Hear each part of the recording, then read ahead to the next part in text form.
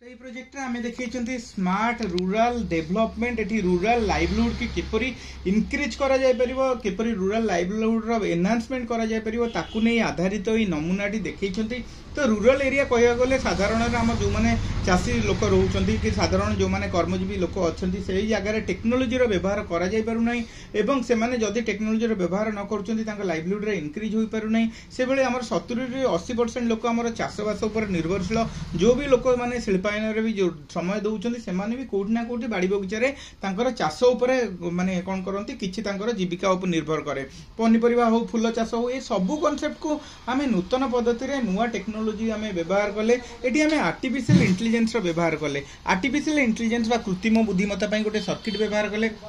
Jar ना ESP32 जहाँ को आम ट्रेन कर सी कौन कर निजर गोटे नेटवर्क क्रिएट कर चाषी मान गोटे हेल्प क्रिएट कर जो लोक कोरापुट अच्छा कि कटक कि नवरंगपुर रे जो रूरल एरिया अच्छा सब जगह इंटरनेट अवेलेबिलिटी न था कि फोन पाखे थाए जदि जड़े लोक चाहते धान कौन रोग है कि कौभली टाइप फर्टिलाइजर देवे इरिगेशन केबे करेंगे केबे हार्वेस्ट टाइम करेंगे ये सब जिनसर आंसर ये आसी जाए ये सिस्टम टी आमर ओडिया एवं इंग्लिश रे आंसर दिए एवं वॉइस मध्य क्रिएट करे।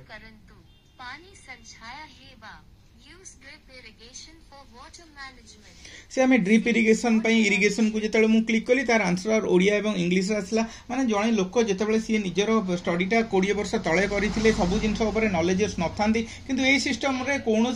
एज रि चाषी व्यवहार करेंगे से 20 ରୁ 60-70 पर्यंत एज रोक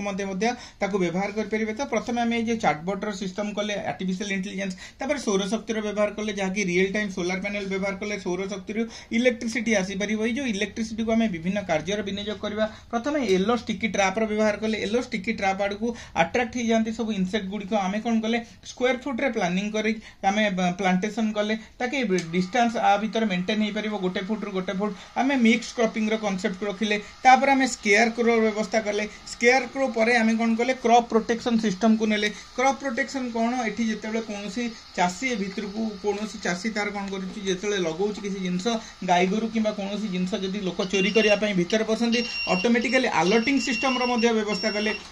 तो आम पाखे कौन रहा आम पाखे क्रॉप फेंसिंग रहा येलो स्टिकी ट्रैप रहा सोलार एनर्जी रहा नानो क्ले बोली गोटे व्यवस्था आम व्यवहार कले नानो क्ले माने माटी भीतर आम सब कंपोस्ट पसई मंजी पकई डायरेक्टली चाषी थ्रो कर कौटी चाष जमी भितर को ताहा गछ बढ़िया सहित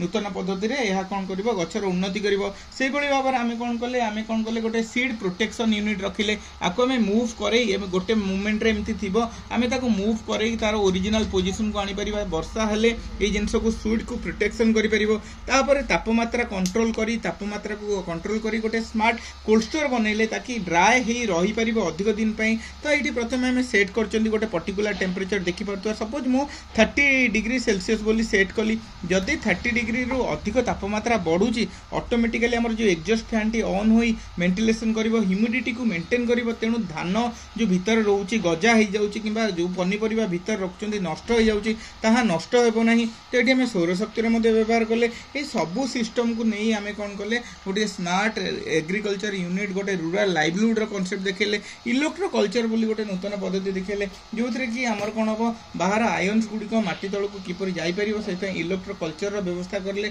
तो ये सबू नहीं आम रूरल लाइवलीहुड को इनक्रीज करने गोटे सिस्टम बनई।